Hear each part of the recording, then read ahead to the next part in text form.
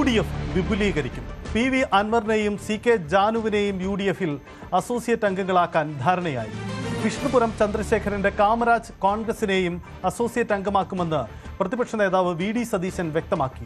രേഖാമൂലം നൽകിയ അപേക്ഷ പരിഗണിച്ചുകൊണ്ടാണ് ഉപാധികളില്ലാത്ത മുന്നണി സഹകരണമെന്നാണ് UDF നേതൃത്വത്തിന്റെ നിലപാട്. കേരള കോൺഗ്രസ് എമ്മിനെ അങ്ങോട്ട് പോയി ക്ഷണിക്കില്ലെന്നും പ്രതിപക്ഷ നേതാവ് വ്യക്തമാക്കി.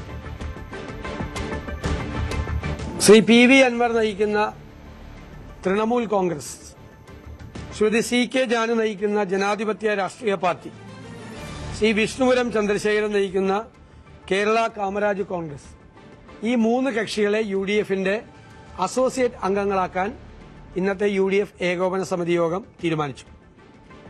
അതിൽ CK ജാനുവിന്റെയും വിഷ്ണുപുരം ചന്ദ്രശേഖരന്റെയും പാർട്ടികൾ ഇപ്പോൾ നിലവിൽ NDAയുടെ ഘടകകക്ഷികളാണ്. അവർ NDA വിട്ട് UDFിൽ ചേരാനുള്ള ആഗ്രഹം പ്രകടിപ്പിക്കുകയും അവര് ഇപ്പോൾ അസോസിയേറ്റ് അംഗം എന്നുള്ളൊരു പുതിയ തലത്തിലേക്കാണ് അവരെ വെച്ചിട്ടുള്ളത്. പിന്നീട് അവരുടെ പ്രവർത്തനങ്ങളും മറ്റു കാര്യങ്ങളും നോക്കിയിട്ട് ബാക്കി കാര്യങ്ങൾ പരിശോധിക്കും. നിയമസഭാ തെരഞ്ഞെടുപ്പിലൊക്കെ പൂർണ്ണമായി സഹകരിക്കും. ഞങ്ങൾ ഒരു ഘടകകക്ഷികളുമായി ചർച്ച നടത്തുന്നില്ല. ഇവരെല്ലാം UDFനെ സമീപിച്ചവരാണ്. UDFനെ അവർ സമീപിച്ചപ്പോൾ ഞങ്ങളത് വിശദമായി 2 യോഗങ്ങളിൽ, കഴിഞ്ഞ UDF യോഗത്തിലും ഈ യോഗത്തിലും ചർച്ച ചെയ്തിട്ടാണ്, പിന്നെ വിവിധ ഘടകകക്ഷികൾ അതിനെക്കുറിച്ചുള്ള അഭിപ്രായങ്ങൾ കൂടി പറഞ്ഞിട്ടാണ് ഞങ്ങൾ ഇവരെ 3 പേരെയും അസോസിയേറ്റ് അംഗങ്ങളാക്കാൻ വേണ്ടി തീരുമാനിച്ചത്. മറ്റൊരു പാർട്ടിയുമായിട്ടുള്ള ഒരു ചർച്ചയും UDF നടത്തുന്നില്ല. ഇപ്പോൾ എല്ലാ വാതിലുകളും അടച്ചൊന്നല്ല. ഞാൻ പറഞ്ഞല്ലോ, ഞങ്ങൾ UDFന്റെ അടിത്തറ വിപുലീകരിക്കും. ഇപ്പോൾ കാണുന്ന UDF ആയിരിക്കില്ല നിയമസഭാ തെരഞ്ഞെടുപ്പ് നേരിടുന്ന UDF. അത് നിങ്ങൾ ഒരുപാട് രാഷ്ട്രീയ പാർട്ടികൾ ഇതിനകത്തേക്ക് വരും എന്നുള്ളത് അല്ല. രാഷ്ട്രീയ പാർട്ടികൾ വന്നേക്കാം. അതിനോടൊപ്പം വലിയൊരു പൊളിറ്റിക്കൽ പ്ലാറ്റ്ഫോമായിട്ട് UDF മാറുകയാണ്. ആ പൊളിറ്റിക്കൽ പ്ലാറ്റ്ഫോമിൽ ഒപ്പീനിയൻ മേക്കേഴ്സ് ഉണ്ടാവും. ഇപ്പൊ അതല്ലല്ലോ, ഇൻഫ്ലുവൻസേഴ്സ് എന്നല്ലോ, ഇൻഫ്ലുവൻസേഴ്സ് ആയ ആളുകളുണ്ടാവും. ഇടതുപക്ഷ സഹയാത്രികരായി പതിറ്റാണ്ടുകളായി പ്രവർത്തിക്കുന്ന ആളുകളുണ്ടാവും. ഒരുപാട് പേർ പതിറ്റാണ്ടുകളായി ഇടതുപക്ഷ സഹയാത്രികരായി പ്രവർത്തിച്ച ആളുകൾ ഇടതുപക്ഷത്തോട് സലാം പറഞ്ഞു UDFന്റെ ഈ പൊളിറ്റിക്കൽ പ്ലാറ്റ്ഫോമിലുണ്ടാവും.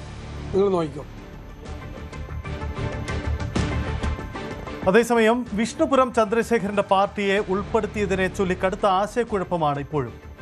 UDF തീരുമാനം തള്ളി വിഷ്ണുപുരം ചന്ദ്രശേഖരൻ രംഗത്ത് വന്നു. താൻ UDFന് കത്തൊന്നും നൽകിയിട്ടില്ല, ഉണ്ടെങ്കിൽ അത് പുറത്ത് വിടട്ടെ എന്നതാണ് അദ്ദേഹത്തിന്റെ വെല്ലുവിളി.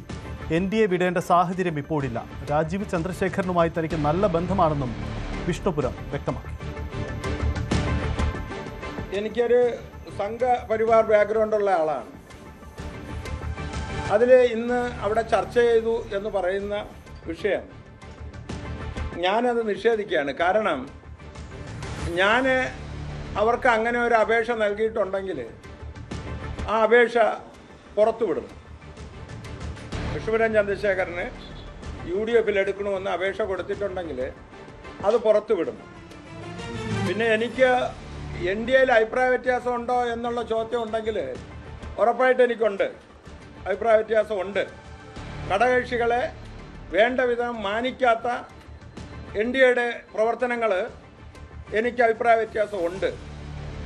NDA സംബന്ധിച്ചിടത്തോളം എനിക്കുള്ള അഭിപ്രായ വ്യത്യാസം പരിഹരിക്കാനുള്ള കരുത്ത് എനിക്കുണ്ട്. അല്ലെങ്കിൽ എൻ്റെ പരിവാർ പ്രസ്ഥാനങ്ങൾ അതിലിടപെട്ട് എൻ്റെ വിഷയം പരിഹരിക്കും. അതിനു പകരം ഞാനിങ്ങനെ ഒരു അപേക്ഷ കൊടുത്തു എന്ന് പറയുന്നത് ശരിയല്ല.